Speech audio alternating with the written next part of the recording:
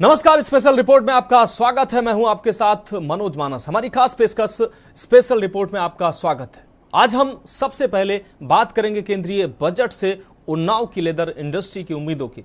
वहीं दिल्ली के केदार धाम में विवादों की हम बात करेंगे। हालांकि उत्तराखंड में विरोध के बाद निर्माण संस्था बैकफुट पर आ चुकी है। साथ ही बात यूपी के स्कूलों में बायोमेट्रिक हाजिरी के मसले की है। कुछ टीचर इसके पक्ष में हैं तो ज्यादातर इसका विरोध कर रहे हैं। विरोध के कारण ही बायोमेट्रिक हाजिरी को 2 माह के लिए स्थगित कर दिया गया है और चलते चलते मशहूर डल झील में निकले मुहर्रम के अनोखे जुलूस की बात करेंगे। तो चलिए चलते हैं खबरों के विस्तार में। देखिए हमारी खास पेशकश स्पेशल रिपोर्ट।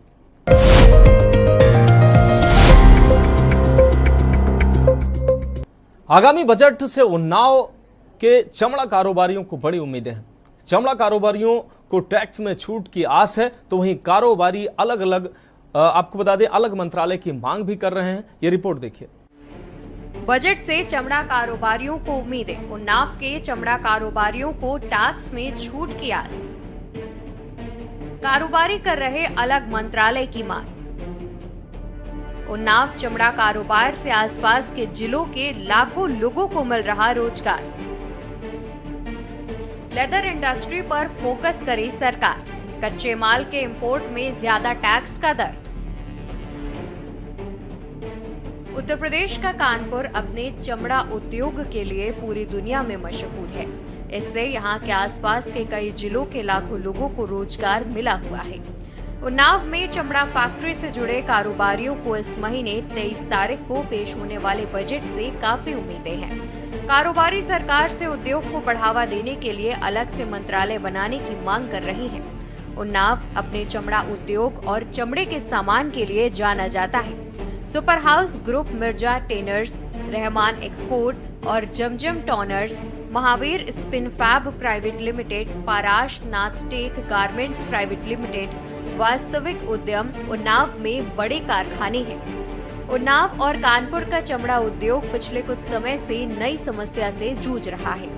बाजार में रॉ हाइट की जबरदस्त कमी के बीच टैनरियां क्षमता से 1/4 तक ही चल पा रही हैं। फोकस करे इस पे थोड़ा सा सरकार ध्यान दे कि हमारी कानपुर, क्योंकि कानपुर हमारा लेदर की वजह से ही जाना जाता है, उन्नाव हमारा लेदर की वजह से जाना जाता है, तो इस पर फोकस करेगी, ये आगे बढ़ेगा, ये आगे बढ़ेगा, हमारा कानपुर आगे बढ़ेगा, कानपुर आगे बढ़ेगा तो हमारा उत्तर प्रदेश आगे बढ़ेगा।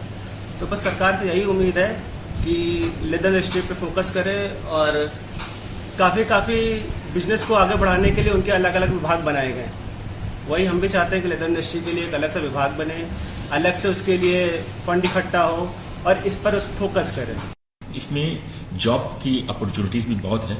कम इन्वेस्टमेंट से जॉब क्रिएट हो जाते हैं, लेकिन जो अपॉर्चुनिटीज़ हैं आज उस तरह से हम अपॉर्चुनिटीज़ को पूरा यूटिलाइज नहीं कर पा रहे हैं। बाहर की से भी इन्वेस्टमेंट आ रहे हैं, बट उस स्पीड से नहीं आ रहे हैं जिस स्पीड से और दूसरी कंट्रीज़ में, छोटी छोटी कंट्रीज़ में जा रहे हैं, जैसे वियतनाम है, इंडोनेशिया है, मलेशिया है। तो अगर थोड़ी सी पॉलिसीज बेटर हो जाए तो हम उम्मीद करते हैं कि इस इंडस्ट्री को काफ़ी अच्छी ग्रोथ मिलेगी। देसी बाजार में उपलब्ध हाइट के दाम दोगुने हो गए हैं। मजबूरी में कारोबारियों को दक्षिण पूर्वी एशिया के देशों के अलावा यूरोपीय देशों से प्रोस्टेट चमड़ा मंगाना पड़ रहा है। इससे इंपोर्ट बिल भी बढ़ रहा है। जानकारों का कहना है कि ज्यादा मुनाफे की आड़ में रॉ हाइट के कम बिल बनाकर इसे विदेशों को भेजा जा रहा है। बाद में इसे ही खरीद कर कारोबारी अपना काम चला रहे हैं। देखिए, पहला ये है कि टैक्सेशन जो कि इंडस्ट्रीज के लिए काफ़ी ज़्यादा दिक्कतों भरा हो जाता है। कभी कभी नए नियम आ जाते हैं या फिर GSTR वगैरह दाखिल करने में दिक्कतें आ जाती हैं। तो इसमें लगातार सुधार हो भी रहे हैं। थोड़ा सा और अगर सुधार होगा तो निश्चित रूप से इंडस्ट्रीज को काफ़ी बेनिफिट्स मिलेंगे। लेदर में बस यही इंकरेजमेंट की जो है ज़रूरत है, थोड़ा सा सब्सिडी रिबेट्स वगैरह की ज़रूरत है, थोड़ा सा जो रॉ मटेरियल में हम लोगों को जो इंपोर्ट करते हैं उसमें थोड़ा टैक्सेशन की सुधार की आवश्यकता है। अदरवाइज मतलब मैं जैसा कि मैंने पहले भी कहा कि सब डीमोटिवेट हो रहे हैं, बिजनेस में प्रॉफिट्स कम हो रहे हैं, एक्सपेंसेस बढ़ते ही जा रहे हैं, लेबर महंगी होती जा रही है, लेकिन कोई अनस्किल्ड लेबर्स अपने आप को स्किल नहीं कर रहे हैं। जैसे पहले प्रोग्राम्स चलते थे FDDI, CFTI और सरकारी कौशल विकास योजना है। चमड़ा कारोबारियों के संगठन काउंसिल फॉर लेदर एक्सपोर्ट की मांग है कि देश से कच्ची खालों का निर्यात तुरंत पूरी तरह रोका जाए। वहीं चमड़ा कारोबारियों का कहना है कि कच्चे माल के इंपोर्ट में ज्यादा टैक्स होने से उन्हें कम बेनिफिट मिल रहा है।